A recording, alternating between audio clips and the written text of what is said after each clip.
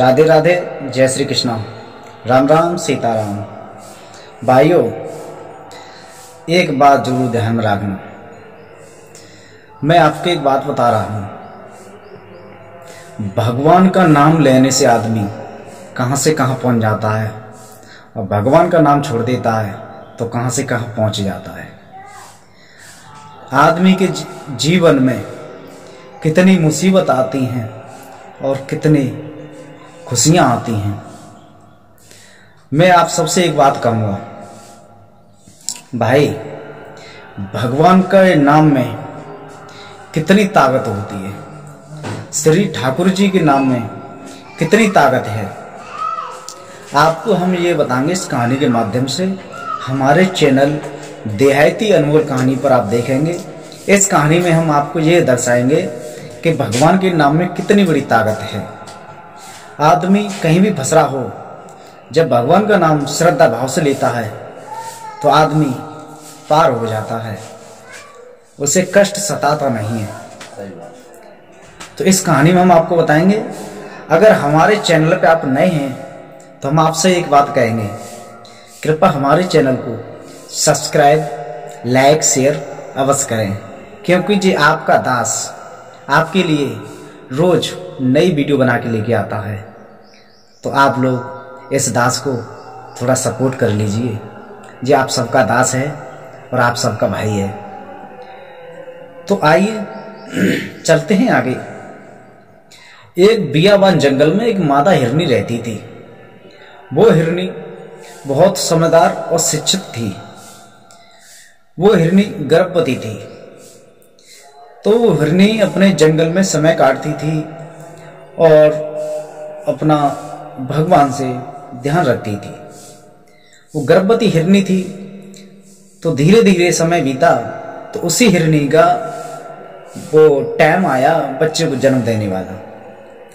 तो हिरनी अपने बच्चे को जन्म देने के लिए उसी जंगल में इधर उधर घूमने लगी और देखने लगी अपने बच्चे को जन्म कहाँ दें, कहाँ पर देखें।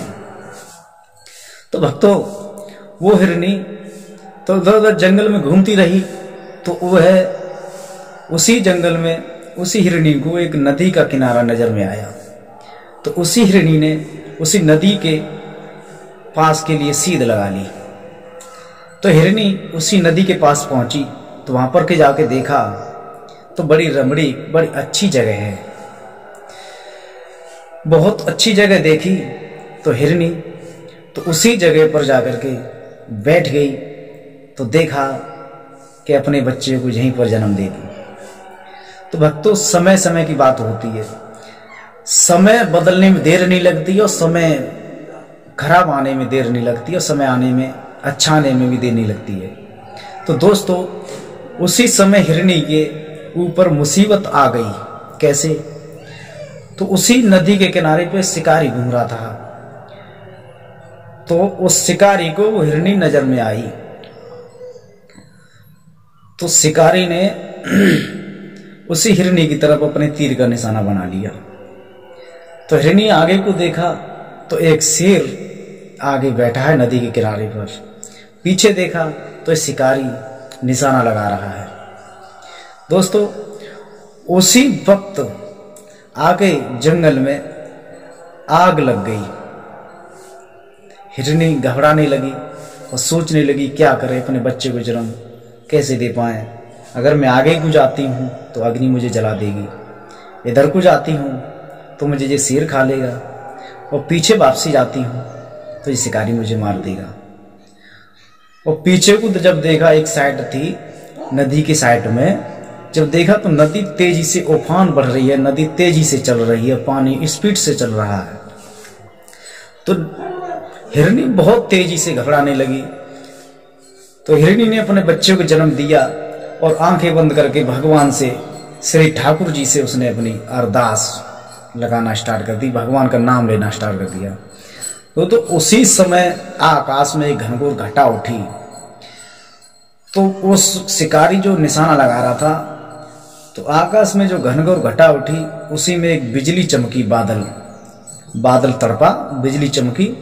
तो उसी समय बिजली चमकी और उसी समय उस शिकारी ने तीर चलाया तो उसकी आंख से जाके चमक लगी। तो उसका निशाना चूक गया, तो हिरनी के पास होकर के तीर निकला और जो शेर बैठा था उसकी आंख में जाके लग गया। तो दोस्तों, जब शेर की आंख में जब वो लगा तीर, तो शेर छटपटा के भागा, दर्द के मारे तेजी से भागा। और आकाश में जो घनघोर घटा उठ रही थी, उसी समय आकाश से पानी पानी पड़ने लगा, बारिश होने लगी। तो अग्नि भी शांत हो गई और शिकारी का तीर भी निकल गया। तो दोस्तों, इस तरीका से भगवान का नाम लेने से हिरनी की जान बच गई। मेरे भाई, तो आपको ये मालूम होना चाहिए, हम और आप मनुष्य होकर के श्री ठाकुर जी का नाम नहीं ले सकते हैं क्या? भगवान की भक्ति नहीं कर सकते हैं क्या? जो पशु पक्षी भी भगवान का नाम लेते हैं और एंड में आकर के हम और आप भी भगवान का नाम लेते हैं। जब हमारे और आपके ऊपर जब मुसीबत आती है तब तो हम भगवान का नाम लेते हैं। जब हमारे और आपके पास जब खुशियां होती हैं तो भगवान को भूल जाते हैं।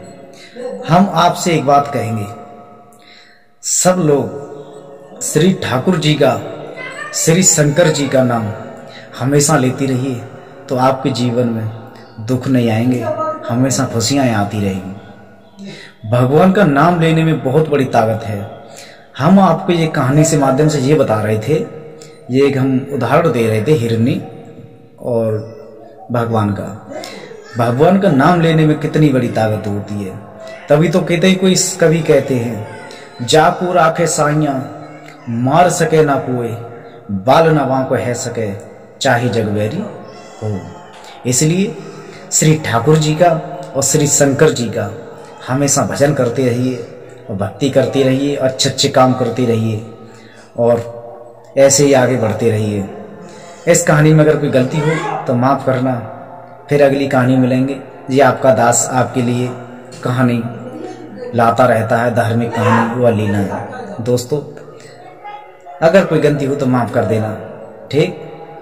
फिर मिलेंगे अगली कहानी में। जय श्री राधे, जय श्री कृष्णा, राधे श्याम, सीताराम।